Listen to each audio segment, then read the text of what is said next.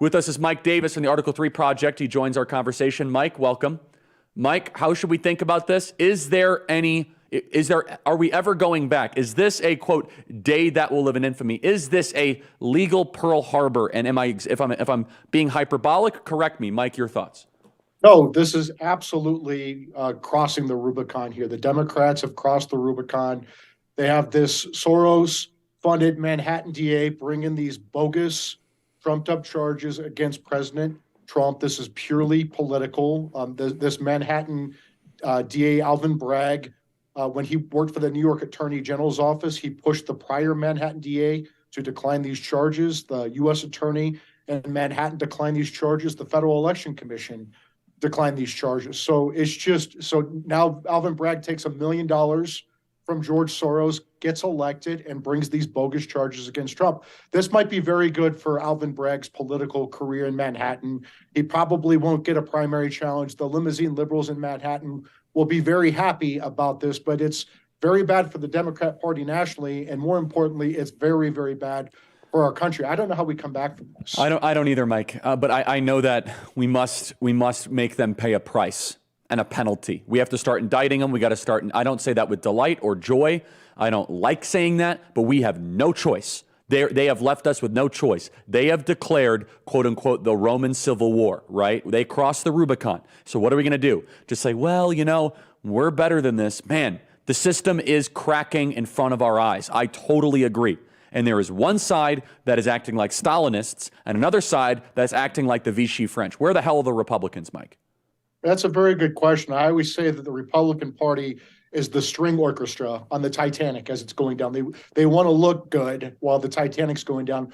We have smoking gun evidence that the president of the United States, Joe Biden, is compromised by illegal, corrupt payments to his family and even to him from Ukrainian and Chinese oligarchs. We have bank records that the House Oversight Committee Chairman James Comer just released. There are bank records showing $1 million just in these transactions that Comer was able to get his hands on. $1 million going to Joe Biden's family from the CCP. I mean, this is unbelievable to me that Manhattan DA Alvin Bragg brought these charges. That they're so laughable that even the New York Times and the Washington Post, not exactly Trump fans, laughed at these charges. And here we are today.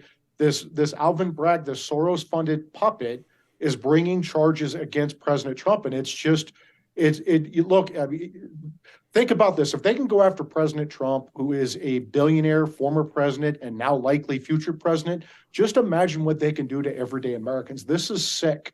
This is sadistic what the Democrats are doing, and they're taking a lot of joy out of it. I mean, you look, go on the Twitter and look what the left is doing. They're taking so much joy in this because yes, they are. They hate our country. These are not Democrats who love our country. These are leftists who hate our country, and they're trying to destroy it, and they're doing a very good job. Jack, your thoughts for Mike, or just riff in general, Jack? Look, Mike, I mean, there was a question, actually, a procedural question. And look, I actually don't think that there's going to be an extradition here. I do think that President Trump, everything I've heard, everything I've seen indicates that he will fly up. Obviously working with the Secret Service so that he can safely go in so that we don't get into a Jack Ruby situation. And I think people understand that there absolutely could be a Jack Ruby situation here. And of course, the Secret Service is going to pay attention to that. But Mike, my question for you is, when you put all of this before a judge, and there was that statement on CNN that a judge could knock this down to a misdemeanor. We also saw Alec Baldwin shot and killed somebody, right? But he had one of the charges dismissed against him. Walk us through, what does the process for that look like? What's the timeline? What are we talking about going forward here? Yeah, I mean, the Trump's lawyers can file a motion to dismiss the indictment because we're looking at non-crimes here. It is not a crime. The legal theory that Alvin Bragg is using to go after Trump apparently is going to be, he's going to take book and records misdemeanor in New York and bootstrap it with a federal election crime and somehow turn this into a felony in New York. And if you're not even alleging that someone, you have to be able to allege that someone could have violated the law. And if Alvin Bragg can't even allege plausibly that President Trump violated the law, a judge could kick this indictment immediately. Now, who knows what kind of judge you're going to get in Manhattan? I seriously doubt that Manhattan is full of fair judges, but it's this. I mean, again, these are non-crimes. They at best, Alvin Bragg could have charged Trump for a book and records misdemeanor. But the problem is the statute of limitations would have expired a long time ago. I don't even know how this fits within a felony 5-year statute of limitations when they're looking at payments apparently well beyond 5 years ago. So I can't understand, first of all, how you're even alleging a criminal violation here. And if you are alleging a criminal violation, how it fits within the statute of limitations. So I hope President Trump's attorneys, I imagine that they'll file some sort of a motion to dismiss the indictment on that very ground. It's extraordinary. So let's kind of dive deeper here then, Mike. From the legal mind, what needs to be the direct call to action for the Vichy French Republicans? Well, I mean, what I would say is do not do anything that could even perceived as threatening violence, because we saw what happened on January 6th, where they will round up every Trump supporter. It doesn't matter whether you will get thrown in the gulag if you try to threaten violence. You do not even come close to threatening violence. And I think what this is going to do is unify the Republican Party. What I would do if I were, if I was trying to figure out how do I exercise my First Amendment rights, I would call my Republican governor, my Republican senator, my Republican representative and say, where the hell is your statement? Where is your statement criticizing Alvin Bragg? Where is your statement of support for Donald Trump? Because the more that we see these establishment Republican politicians expressing their outrage at what's happening here, the better it is for President Trump. Jack, your thoughts? Look, I really do think that this is a moment where patriots need to stand and be counted. Stand and be counted. Everyone in the entire world is looking at you. Vladimir Putin is looking at you. Xi Jinping is looking at you. They're looking at this movement and they're saying, you know what? For 8 years, you've been fighting. For 8 years, you've been saying that you are going to take America back and we're going to turn away from this globalist system and reestablish America as a nation state, the nation state that our founders created when they separated us from the earlier globalist system of the British Empire. And so the question I have is, are you actually willing to so I've seen some statements where people say, oh, this is the politicization, this is bias. You know what? I'm sorry, that's not good enough. That's not good enough for me. Mm-hmm. You have to be willing to actually fight back. Well, yeah, let me read one of these statements. Let me just line out. It's because it's not about hypocrisy. It's hierarchy. Are you going to accept being a second-class citizen or not? It's simple as that. I'm going to read Asa Hutchinson, the guy who really seems okay with children chopping off their genitals. Very weak man bought by Walmart. This is his statement. He says, it's a dark day for America when a former president is indicted on criminal charges. While the grand jury found credible facts to support the charges, no, this is a real statement, Jack. Oh, come on. This is a real statement by a former Republican governor. I'm going to keep going. It is important that the presumption of innocence follows Mr. Trump. We need to wait on the facts and for our American system of justice to work like it does for thousands of Americans every day. Finally, it is essential that the decision of America's next president be made at the ballot box, not in the court system. Donald Trump should not be the next president, but that should be decided by the voters. Dude doesn't understand what time it is. That's your Republican Party. That is your Republican Party, Asa Hutchinson. Question, Mike, you worked in the Senate. You got people confirmed. I'm going to put you on the spot. What percentage of the weak-kneed, low testosterone, geriatric, octogenarian crowd of Republican senators right now are happy? I bet quite a few of them are happy because they despise Trump and they would love to see him go away. I'll tell you, when you hear people put out statements like Asa Hutchinson just did, it is pathetic. There is nothing more pathetic than a Southern white male Republican who is so scared of their own shadow. They're so scared of being called racist or homophobic or transphobic. They are so they so desperately want to get the elite, the elite attention, the elite acceptance. They're just pathetic. And these white Republican Southern men like Asa, they are what's wrong with the Republican Party. We are under assault by the Marxist left. This is not our parents' or grandparents' Democrat Party. These are not liberals who love America and just disagree with conservatives on the best way to get there. These are Marxists. They hate America. They hate equality. They believe in equity. They hate due process. They believe in Me Too. They hate free speech. They believe in censorship. They are trying to kill us. They're trying to destroy us. And when we go in there saying, oh, this was a fair process and we just need to let this process play out, complete nonsense. Asa Hutchinson should just go away. I have a little breaking, actually. Go ahead. This is from, apparently it was on CNN. This is from CNN. It's John Miller. Yeah. CNN's John Miller says that he, according to his sources, and this is the top of Drudge right now, the New York Police Department has ordered every cop in the city of every rank to show up in uniform tomorrow in the city of New York. So it could be possible that they're actually they could be planning for President Trump to arrive tomorrow. They could be. Wait, do you think that Trump is going to force it then? If an indictment's been filed, he gets to go whenever he wants to go. Is that what you're saying? So Trump just might be like, you want to play ball? I'm going tomorrow. Is that what you're saying? That's entirely possible if they're looking. You mean because you mean they didn't want to indict him during Holy Week? You mean they didn't want to indict him when an innocent man was put up? No, I'm not comparing Trump to Jesus. Media matters. Oh no! Can't do that. Oh no! Here we go. Can't do that. Can't do that. Someone else who was perp walked. By the way. What I always laugh whenever I say that rough comparison, which again I'm not saying it, is they don't believe the Bible is true. So why does that even bother them so much? Anyway, right. I'm just saying it just happens to be a similar time when an innocent person is attacked by the government. Mike, yeah, who's Barabbas then? We have to find out. Barabbas. Give us Barabbas. Yeah. Yes, Barabbas. And Stormy Daniels is Mary Magdalene, right?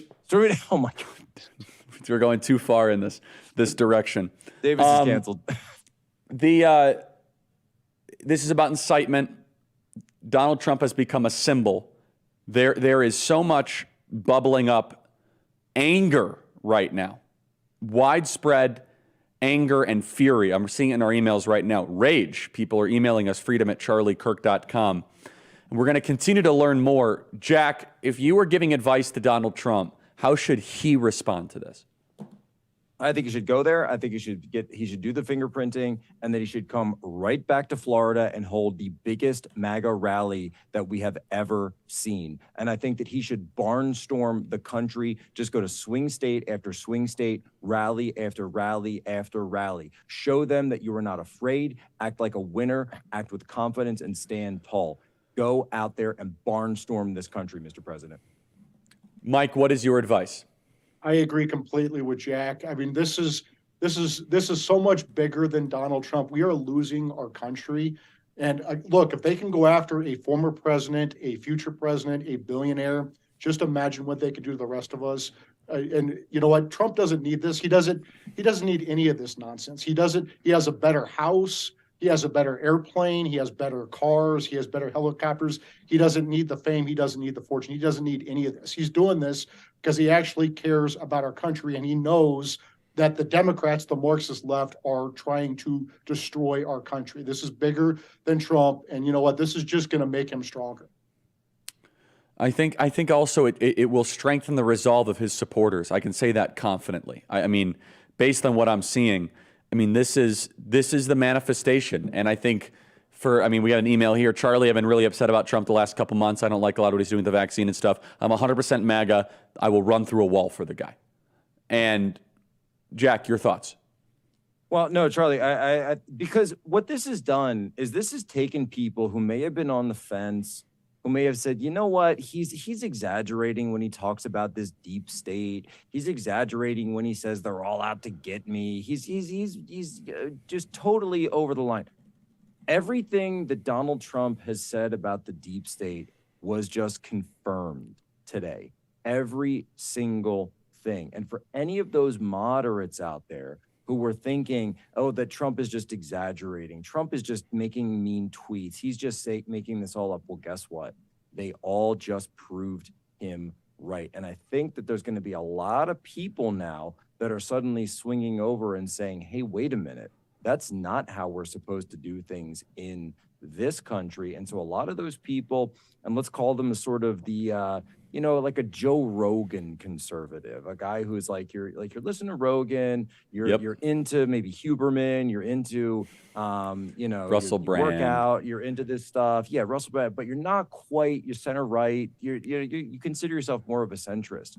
And suddenly you have one person, independent in general, one person who the entire establishment, the defense industrial complex, military industrial complex, the banks, Wall Street, even Big Pharma absolutely hates, and I'll debate anyone on that, by the way, that suddenly they're all lined up to take this one guy out. No, they're going to see it for what it is. Well, and so the detractors are going to say, well, no one is above the law. Then show me the law that he broke. I mean, then what law did he break? Let's just pretend that's correct. It's such a stupid thing to say. No one's above the law except Hillary Clinton and Jeffrey Epstein and Barack Obama and James Comey and Eric Holder and Biden. They're not above the law. But no, what law did he break? You know what law he broke? He won the 2016 election 100%. And Hillary Clinton's party was not able to happen at the Kravitz Center. That's the law that he broke. He broke the iron law of you don't become president without permission. Mike Davis.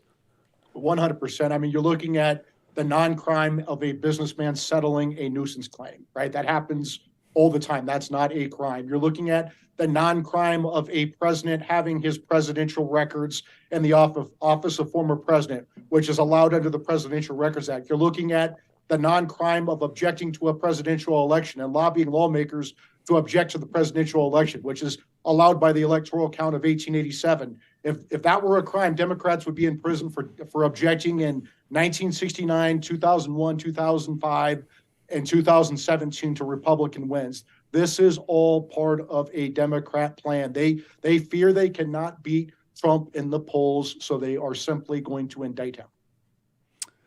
So Jack, here, I want to get a piece of tape. Here, let's play cut 108, please. If we have it. Bobby, where the pudding swirl? You said there was one in the cooler. I don't see it. Go for Alvin. Oh, Mr. George, what's that? But I thought you said to drop it. Oh, I see. No, that Nashville thing did not go right at all. To which one? The Stinky Daniels? Find the votes? Well, it wouldn't be the first time I found the votes. Hold on, I'm getting another call. Oh, Mr. Klaus, yeah, I'm talking to him right now. Just to be clear, the deal was I get one night with Stinky, right? I get Stinky. You get Trump. Consider it done, Mr. Klaus. Mr. George, I understand. First we get him in, then we do him like Jeffrey. All right, I'm on it. Bobby, the swirl.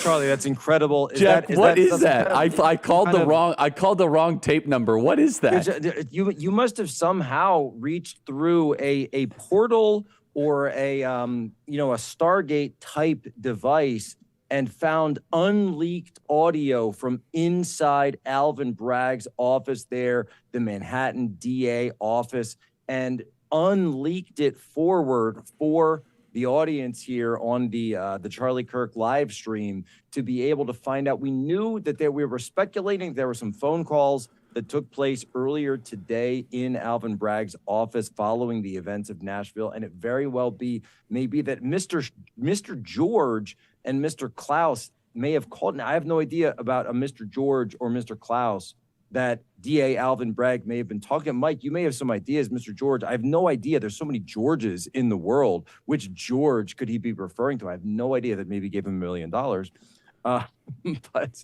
But yeah, no, that was AI. That was all AI. That is not real. Okay. Scripted. So, Yes. so closing thoughts here, Mike Davis. We're going to have our show back tomorrow, but I just want to send our audience off with some closing thoughts. Mike, then Jack.